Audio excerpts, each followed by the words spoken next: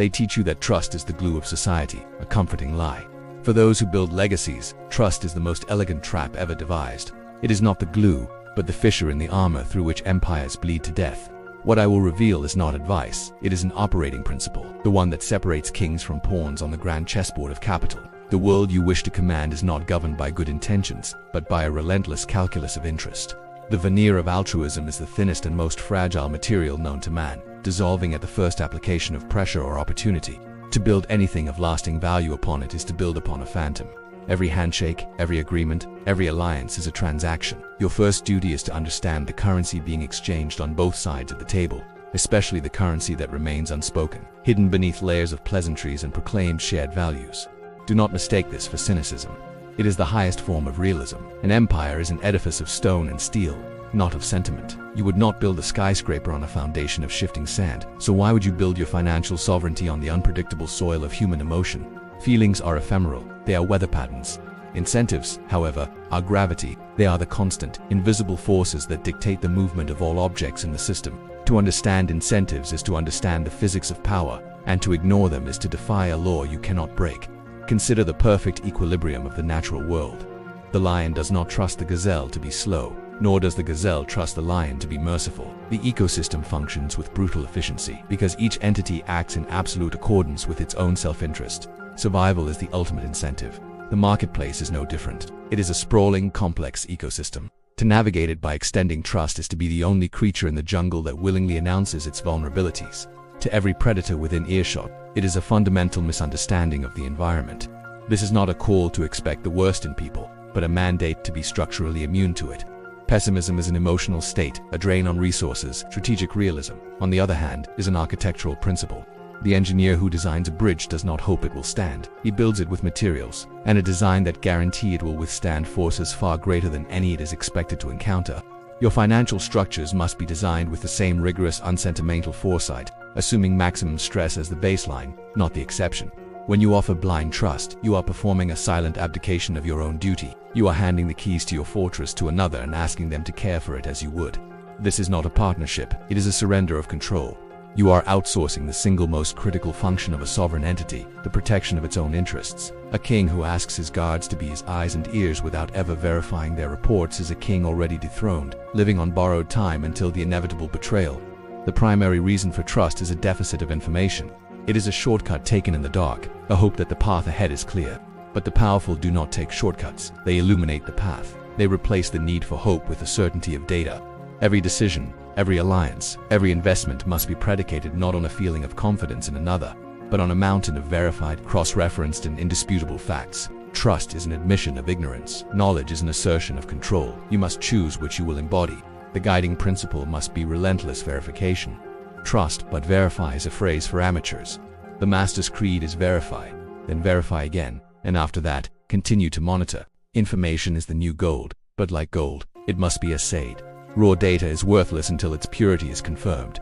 Your first investment should never be in an asset, but in the systems and networks that allow you to validate the information that asset is built upon. This is the unseen foundation of every great fortune. You must become a master of intelligence, both offensive and defensive. This means building systems, both human and technological, whose sole purpose is to feed you a stream of validated reality. These systems act as your sensory organs, extending your perception far beyond what you can see and hear. They are designed to detect discrepancies, to highlight anomalies, and to challenge every assumption. A powerful man does not believe what he is told. He knows what is true because his systems have confirmed it independently, from multiple uncorrelated sources. Just as critical as the information you receive is the information you emit. Power lies in informational asymmetry. You must strive to know everything about your partners and competitors, while they know only what you strategically choose to reveal. Silence is your most versatile tool. It is a shield that conceals your intentions and a weapon that unnerves your opponents, compelling them to fill the void with their own anxieties, plans, and secrets. The less you say, the more they will assume. Let their imagination be their undoing. Consider a simple negotiation. If you possess one critical piece of information that the other side lacks, a hidden weakness in their position, an unknown deadline, they face, the entire balance of power shifts in your favor. This advantage was not gained through trust or goodwill, but through superior intelligence. The entire negotiation becomes a performance, where you are the director and they are merely actors reading from a script they do not realize you have already written. This is the practical application of information sovereignty. Therefore, you must replace the emotional need for trust with a cold, rational obsession for knowing. Your actions should flow from a wellspring of certainty, not from a gamble on another's character. Factual, verified, and proprietary information is the only bedrock upon which an indestructible empire can be constructed. Everything else is sand, and the tide of human nature is always coming in. To build on facts is to build on stone. To build on trust is to build on the shoreline, admiring the view before the inevitable wave. Cease the search for trustworthy partners. It is a fool's errand, a quest for a mythical creature. Instead, seek partners with deeply and inextricably aligned interests. The goal is not to find a friend, but to create a fellow stakeholder in a shared outcome. The bond of mutual self-interest is infinitely stronger and more reliable than the fragile thread of personal affection.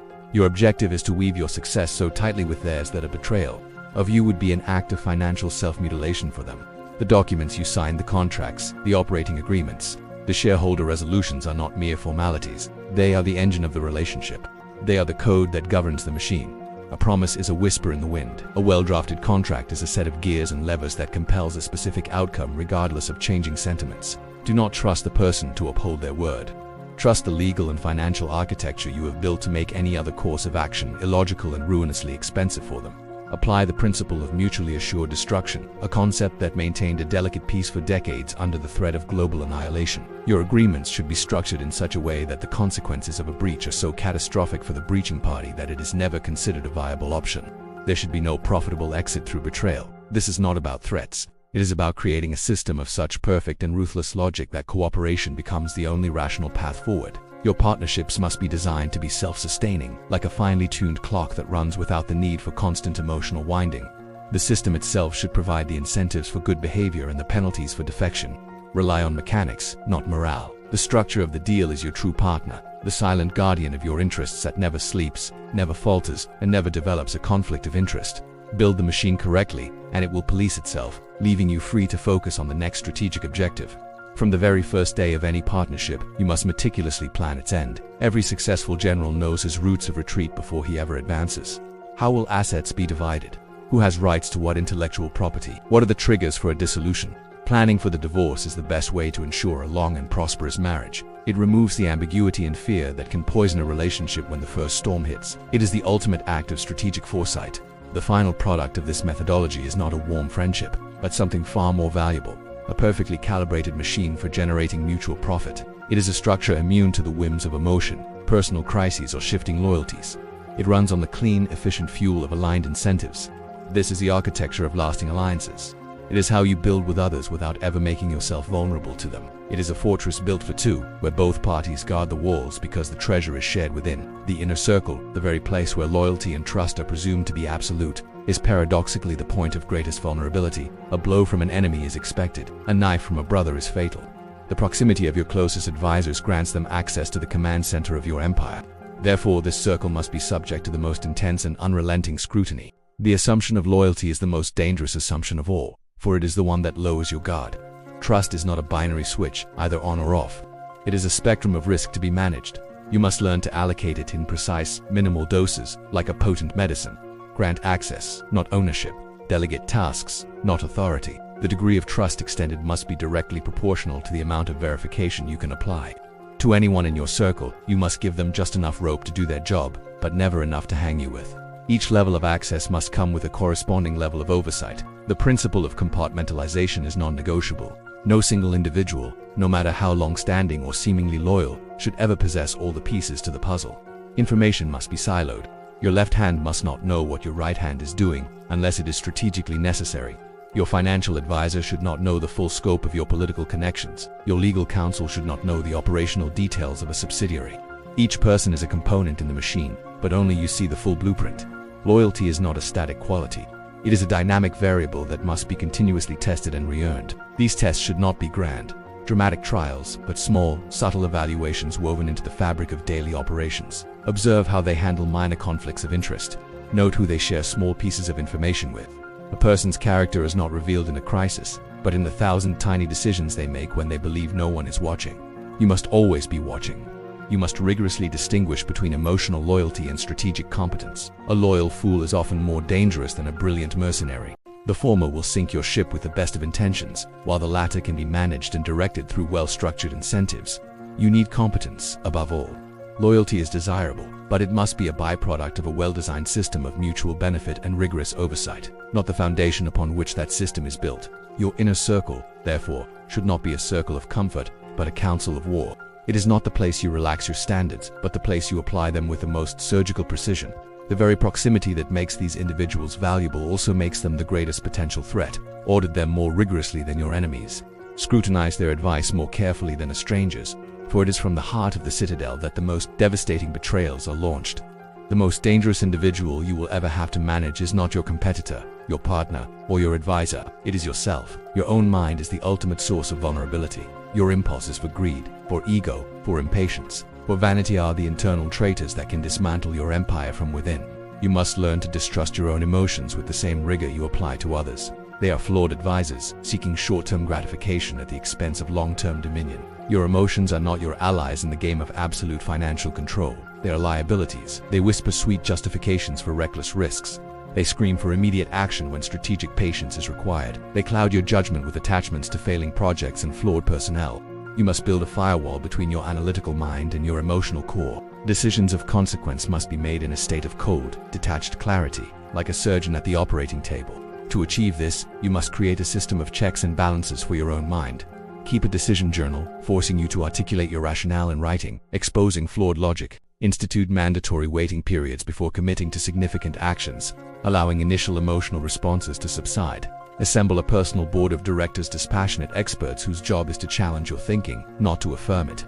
You must subject your own ideas to the same ruthless scrutiny you apply to everything else. Treat yourself not as a single, unified consciousness, but as a system to be managed. There is the impulsive self, the strategic self, the fearful self, the ambitious self. Your role as the chief executive of you, Incorporated, is to ensure that the strategic self is always in command, utilizing the ambition, managing the fear, and vetoing the impulses. This requires a level of self-awareness and discipline that few ever achieve, which is why so few ever achieve true and lasting power. Analyze your past failures not as mistakes, but as internal security breaches. Where did your process break down? Was it a betrayal of your impulsive self against your rational self? Did ego override data? By performing these dispassionate post-mortems, you reinforce your internal systems and patch your psychological vulnerabilities. Every failure becomes a data point, refining the algorithm of your own decision-making process, making you more formidable. Ultimate financial control is merely an external reflection of ultimate self-control. You cannot command an empire in the world if you cannot first command the empire of your own mind. The market will mercilessly exploit your psychological weaknesses long before your competitors do. Therefore, the first and most important monopoly you must establish is the monopoly over your own impulses. Master yourself, and the mastery of all else will follow as a matter of course. Every word you speak is a potential transfer of power. It is a piece of your position, given away freely, that can and will be used against you. Silence, in contrast, is an impregnable fortress. What is never said cannot be misquoted. What is not revealed cannot be used to anticipate your moves. You must cultivate the discipline of withholding information, of speaking with immense precision, and of using silence as both a shield and a weapon. True power does not need to announce itself. Its presence is felt. In any negotiation, the person who speaks first often loses. They reveal their position, their anxieties, their eagerness. Your silence creates a vacuum, and human nature abhors a vacuum. Your opponent will rush to fill it, offering up information, concessions, and insights into their own strategy, all in an effort to break the uncomfortable tension. You, in turn, learn everything while revealing nothing. You must become comfortable in the space others find unbearable. This is not about deceit, but about the masterful control of the narrative. You are the editor of the reality others perceive. By carefully selecting which truths to reveal and when, you shape their understanding of the situation to your advantage. You provide the pieces of the puzzle. They assemble them into the picture you designed. Complete transparency is for the powerless. The powerful understand that information is a strategic asset to be deployed with the same care as capital. Use silence and reserve to project an aura of inscrutable power and unpredictability. A machine that is loud and clanking reveals its workings, its strengths and its weaknesses. A machine that operates in perfect, quiet efficiency is far more intimidating. Your competitors and partners will exhaust their own resources trying to divine your intentions, a strategic advantage you gain without lifting a finger. Let them exhaust themselves on the fortress walls of your discretion. A reputation for being calculated and reserved is one of the greatest defensive assets you can cultivate. People are far less likely to attempt deception on someone they perceive as being perpetually 3 steps ahead. Your economy of words will be interpreted as an economy of thought, a sign of a mind that does not waste energy on trivialities. This reputation precedes you into every room, setting the terms of engagement before you have even spoken a single word. Before you seek to master your capital, you must first master your tongue. Discretion is the silent, vigilant guardian of fortune. Every great plan has been undone, every secret advantage lost, by a single careless word. Treat your words as you would your most valuable securities. Invest them wisely, sparingly, and only when you are certain of the return. In the world of high stakes, what you withhold is often more powerful than what you deploy. An empire cannot be managed by a single individual. Delegation is a necessity. However, delegation based on trust is a form of managed suicide. The flaw in the logic is believing you must trust the person. You must not, you must trust the system. The goal is to build an operational framework so robust, so transparent to you, and so filled with redundancies that the individual honesty or dishonesty of any single component becomes largely irrelevant to the functioning of the whole. The solution lies in creating systems that are inherently self-policing. Design workflows where the output of one person is the necessary input for another, and their work is in turn verified by a third. This creates a chain of interlocking accountability. No single person has enough control over a process to corrupt it without being immediately exposed by the next link in the chain. It is not a system of suspicion, but a system of engineered integrity. Audits and cross-verifications must not be occasional events. They must be a constant, routine part of the operational fabric. Think of it as the circulatory system of your organization, constantly moving information and checking the health of every part. This relentless, automated oversight is what allows you to scale your operations without scaling your vulnerability. The system does the watching, freeing your mind for strategic thought. Embrace technology as the ultimate, impartial overseer. An algorithm has no hidden agenda. A piece of software does not have friends in other departments. Automated reporting and monitoring systems can track key metrics and flag anomalies without bias or emotion. They are your incorruptible agents, embedded at every level of the enterprise, ensuring that the reality of the situation is delivered to you, unvarnished and in real time. Empower your people with significant responsibilities, but always within strictly defined and monitored parameters. Grant them the authority to execute, but not the authority to operate outside the system. Their performance should be judged on clear, measurable metrics that are tracked by the system you have built. This allows talent to flourish while containing the potential for malfeasance. It is about empowering roles, not personalities. You do not personally trust the pilot of the aircraft you board. You trust the thousands of hours of training, the rigorous maintenance schedules, the checklists, the air traffic control system, and the principles of aerodynamics. You trust the system. Apply this exact same logic to your financial empire. Build the system with such rigor and intelligence that its functioning is an inevitability, independent of the virtues or vices of the men and women who work within it. The question then arises, why would the man who trusts no one give away vast sums of his fortune? This is the apparent paradox of strategic philanthropy, but it is only a paradox if you view generosity as an act of selfless sentiment. It is not. In its highest form, philanthropy is the ultimate instrument of control, the final and most elegant expression of power. It is the practice of shaping the future of society itself to reflect your own vision. To build a foundation is to build a parallel institution of power, one that can influence policy, science, and public opinion with a speed and focus that governments can only envy. You are no longer merely participating in the market. You are shaping the very environment in which future markets will operate. You are funding the ideas that will become the policies of tomorrow and training the leaders who will implement them. It is the most sophisticated form of long-term investment imaginable. When you direct capital towards solving a societal problem, be it in education, health, or the arts, you are engaging in a form of social engineering. You gain immense soft power and public goodwill, assets that are nearly impossible to assail directly. You become the benefactor, the visionary, the one who steps in where others have failed. This reputation is a shield that deflects scrutiny and a key that opens doors to the highest echelons of global influence. By funding specific fields of research, you are setting the agenda for human progress. You are deciding which questions will be asked and which technologies will be developed. By endowing museums and universities, you are defining what culture is preserved and what ideas are valued for generations to come. This is control extended beyond the balance sheet, beyond even your own lifetime, is the ability to imprint your will upon the very fabric of civilization. This form of strategic giving is not a relinquishment of wealth, but a conversion of it. You are transforming sterile capital into living, breathing influence. You are moving beyond the mere accumulation of money and into the realm of shaping the world. It is the final move on the chessboard, a move that seeks to control not just the pieces, but the rules of the game and the design of the board itself for a century to come. There is a necessary and unavoidable consequence to this philosophy, a cost that must be paid for absolute control. That cost is a profound and unshakable isolation. The view from the apex of the pyramid is clear and unobstructed, but it is, by its very nature, a view one experiences alone. The fortress you build to protect your assets also serves to insulate your soul. The two functions are inseparable. You cannot have one without the other. This is the fundamental trait of the sovereign individual. You exchange the warm, easy comfort of naive trust for the cold, hard security of perpetual vigilance. You forfeit the simple pleasure of unquestioning camaraderie for the supreme power of strategic independence. It is a trade that many will contemplate, but few have the temperament to endure for a lifetime. The constant calculus of interests, the unending verification, the management of every relationship as a strategic asset is an exhausting burden. To walk this path, you must possess a mental and emotional fortitude that is almost inhuman. You must be your own counsel, your own confidant, your own court of last resort. The psychological weight of seeing the world as a complex system of incentives, devoid of genuine altruism, can crush a weaker mind. You must find a way to operate within this reality without succumbing to the nihilism it can breed. You must learn to distinguish between the weakness of loneliness and the strength of solitude. Loneliness is the pain of being alone. Solitude is the power of being alone. It is in solitude that you can think without influence, plan without distraction, and see the entire board with perfect clarity. You must cultivate solitude as your strategic sanctuary, the place where the noise of the world fades and the signal of your own intellect becomes pure and strong. Be certain that you understand this before you embark. This is not a path for the faint of heart or for those who crave external validation and affection. It requires a specific and rare psychological makeup, the ability to delay social and emotional gratification indefinitely in favor of absolute security and long-term control.